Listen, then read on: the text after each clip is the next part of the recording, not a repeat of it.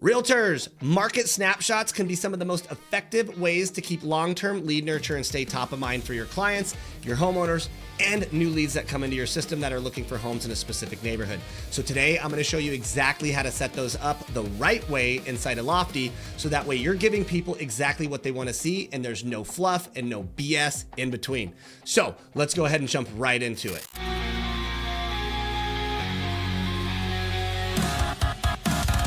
All right, so here we are inside the lead profile.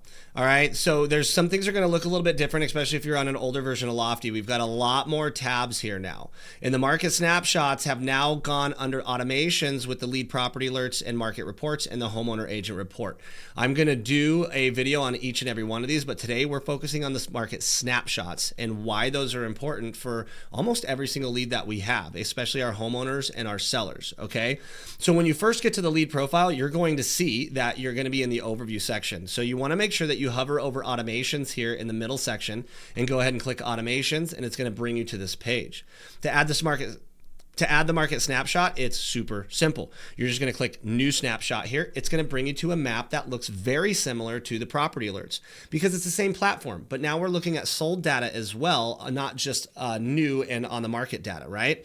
Or coming soon data. Okay, so once we're at this main side of the screen here, you're gonna see your map. Now, if your map doesn't show a bunch of sold data on it, your IDX might not be connected yet, and you need to make sure that you've connected your MLS to your Lofty website. Once you have, you'll be able to see the data like this, and it'll show overall the area in which you serve. So here we're looking at the greater Denver metro area. And what a lot of people do when they go to market snapshots or market updates is they wanna send people the data, and they wanna do it very quickly. So they'll just come in and type in something like a zip code. Okay, so I want to show you an example of why that's probably not the best practice. So if you just type in a zip code here, let's do this zip code right here, 80221. You're going to see the map actually zoom in, and we see all of this sold data here, which is great, right? But this is actually multiple neighborhoods. So if I'm going to be sending a market snapshot to homeowners in a specific neighborhood so they can stay on top of what's happening in their actual subdivision and neighborhood and not the whole zip code, like we're sending too much data here. There's a whole bunch of different types of houses involved here, and some of them are actually multifamily houses. Some of them are completely newer houses that are not even the same style as these, and that messes up the data. This is where you get clients thinking their house is worth way more than it is because they're comparing it against a house that you sent them that doesn't actually fit the criteria for where their home is. It's not a comparable, right? And we want to make sure we have comparables in there. So I want you to take notice of this. This is the 80221 zip code, and most of you guys are going to see that your zip codes usually encompass more than one neighborhood. We have multiple subdivisions and multiple neighborhoods. Here you can see we have Berkeley, we have South Westminster, we have Sherrillwood, we have Western Hills, we have even over here, we have Hidden Lake, up here we have Wolf Run, we have a whole bunch of different neighborhoods that are over here, and I don't want to add all that data in there. I just want the specific neighborhood. So for example, we're going to use Sherrillwood. Okay, and now Sherrillwood's a good example because if I type in Sherrillwood, you're going to see, oops, here we go, Sherrillwood. We have a bunch of different locations. We have Sherrillwood Estates, we have Sherrillwood Westminster, Sherrillwood Denver, Sherrillwood Florado, Denver, Colorado, Sherrillwood Estates, Westminster, Sherrillwood Village. Why? Well, that's because sometimes, well, this neighborhood's in an unincorporated county. So some they call it Denver, others they call it Westminster. The reality is that this is dependent on what people have put inside the MLS previous to that. And sometimes the data is not all the way correct. So what I want to do is zoom in on this and then find the neighborhood boundaries so I can really narrow this down. So if I click Sherrillwood, Denver, Colorado here, you're going to see it actually zooms into a specific area of the neighborhood. If I zoom out a little bit, you're going to see it shows this whole piece here. Well, yes, is this all Sherrillwood? Theoretically, but some of them are Sherrillwood Estates, some of them are Sherrillwood Manor, some of them are Sherrillwood, some of them are actually Fairview and other locations that aren't considered Sherrillwood. But because the way that we enter data into the MLS as agents, sometimes that data can be incorrect or the agent can enter it incorrectly. So it's pulling all of that information up based on what we've typed in here. So what I want to do is I want to go even more linear and even more niche down, and I want to carve out the specific neighborhood that I'm looking for. So let me give you an exact example real quick. If you see this whole piece here, this split down the middle right here, this is a major intersection here, or a major street called Pecos. And on one side is Sherrillwood Estates, and on the other side is regular Sherrillwood. Okay, but it's not just here. We can see these two outliers right here. These are actually inside of what we call Valley View and Fairview. So these are different neighborhoods right here that I don't want to include into Sherwood. The houses are similar, but they're not in the same neighborhood. And if I want my client to be very specific on where they're at and sending it only in their neighborhood, this is where I'm going to come here and I'm going to draw a polygon. Okay, so for the neighborhood that we're aiming after right now, it's going to be this Sherwood neighborhood right here. So I went and I clicked polygon, and now I'm going to draw the line based on carving out where this neighborhood is. Okay, now if I zoom in a little bit, you're going to see we actually have apartments and some condos over here. So with most of the neighborhood here being single family residences, I don't want to convolute the data with this information as well, because then it shows all of that information, and I want to just show them the single family houses. So I'm going to actually go around those, and I'm going to carve this neighborhood out very specific. Okay. And now if you end up where you're like, oh man, I'm running out of map room. If you just click and draw and drag, then it's just going to add another dot. Not a problem. We can always come in here, and every time that you see a dot, we can actually adjust that. So sometimes having more dots is better. But now you can see that we've carved out exactly what we want in the neighborhood. Now we're giving them a very hyper local market snapshot. But look at how much listing data is in there, or sold data is in there. There's 182 results in there. Okay, we can go over here on the side and we can narrow this down a little bit more, which we're going to do, because one thing is this is showing sold data for any time. We haven't limited the amount of time that has gone by to show the sold data. So I usually do 90 days or 60 days, whatever's best for you, because I'm usually sending these once a month. So I want them to be able to see every month the last 90 days of what's gone on, not a whole bunch after that, because now we've got skewed data. If the market changed dramatically, then we might be seeing houses that are significantly priced lower or higher than where we're at in the current market. So keeping that time in that certain time frame, like we were comping a house, is key for this. Okay. So what we'd be able to do is we'd be able to come over here on this right-hand side, and we can start putting in some of the details to limit these listings. So first and foremost, you can choose the property type. So if you're unsure if there's any condos or townhouses and it's a neighborhood that you're not fully familiar with, then you can come in here and just choose single family home, and you're going to see it actually changed my results too. It went from 185 to 165, or 182 to 165, right? Well, that's because there's also some duplexes stacked in here as well.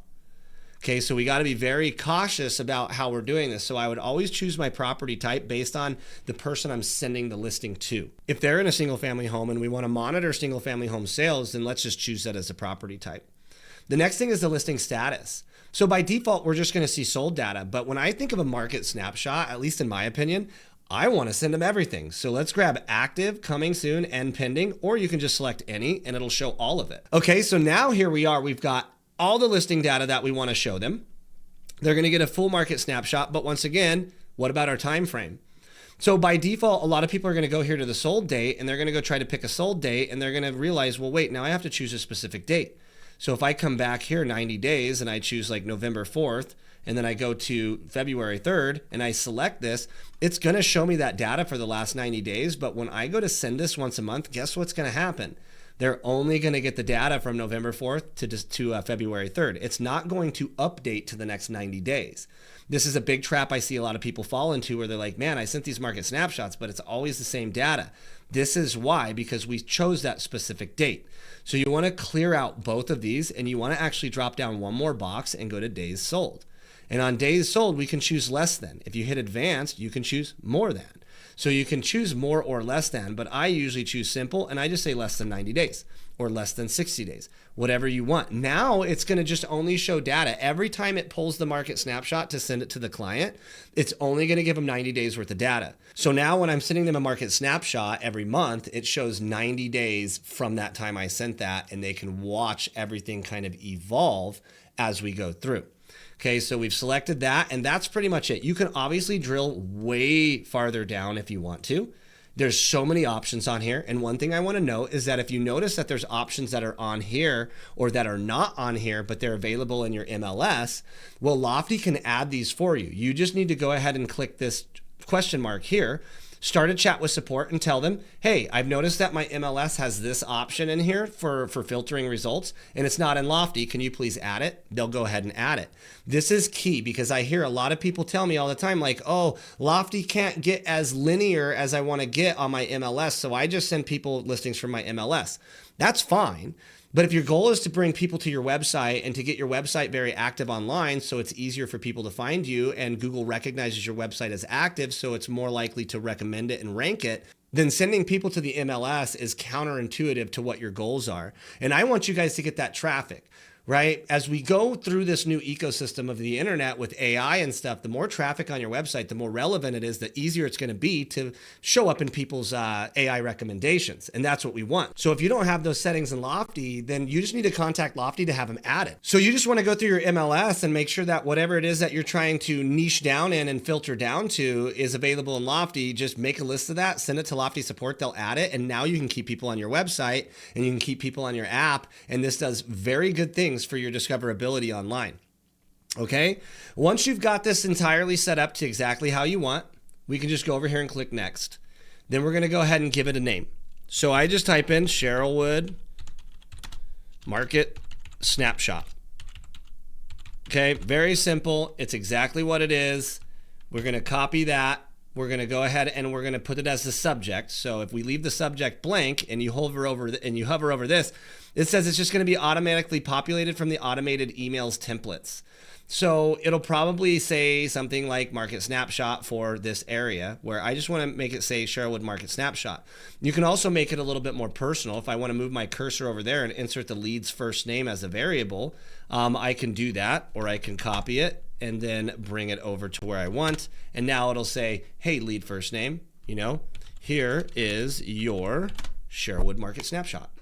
Right? Pretty simple there. Makes it a little bit more personalized, less likely to land in spam or promotions folders. You can also select to send a copy to yourself. I would not recommend to do that, because if you do that and then you have thousands of leads set up on this, you're going to get thousands of market snapshots in your email every month, and it's going to get annoying fast. So I usually uncheck this option. All right. Next is the frequency. I usually do monthly, and I do this for every homeowner and every seller that's looking to sell their home. Okay, when my homeowner is not looking to sell, they still want to stay on top of the market, so I send them market snapshots. If I got a buyer looking in a specific neighborhood, I can have that buyer actually get a market snapshot so they can stay on top of that neighborhood. Another cool thing too that I didn't show you guys in here, but you can also drill down based on school proximity. So if you've got a buyer that needs to be in a specific school district and you want to show them the market snapshots for that, or you want to send them a property alert for that, we can base it based on that school. It's pretty awesome stuff.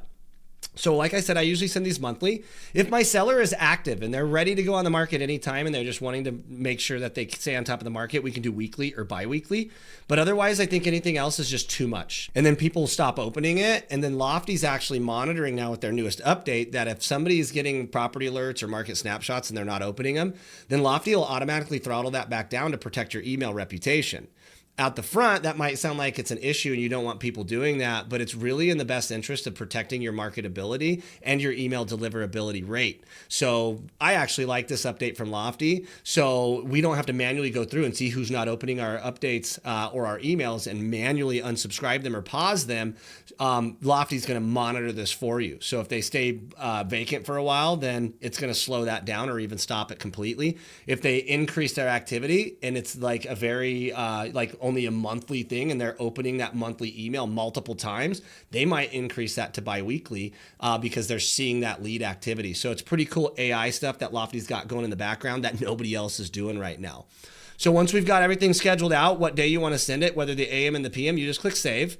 And then bam, there it is. It's saved. Market snapshots there. I'm going to be able to see right here how many have been sent, how many have been opened, and how many times they clicked, which is very awesome. We'll see that in our email reporting too. But now I'm keeping up with this client via Market Snapshot, and that's just one of the many pieces of the puzzle to make for a very successful long-term lead nurture. All right, guys, that's exactly how you set up Market Snapshots the right way inside of Lofty. This is a highly effective way to stay top of mind for your past clients, your homeowners, or any leads coming into your system that are looking for something very specific. This is one of very many pieces to the puzzle for successful lead conversion, but this is where it starts. So if you guys have Lofty, now you know exactly how to do market snapshots. And if you don't have Lofty and you're interested in having a CRM that is as capable as this is like the very beginning of it all. These guys are cooking, and there is no CRM on the planet that can do half of what Lofty can for the price that Lofty can do it. So if you guys are interested in exploring if Lofty's for you, drop a comment below and let's have a conversation. I'll give you a full demo of Lofty and we can see if this is right for you. Until next time,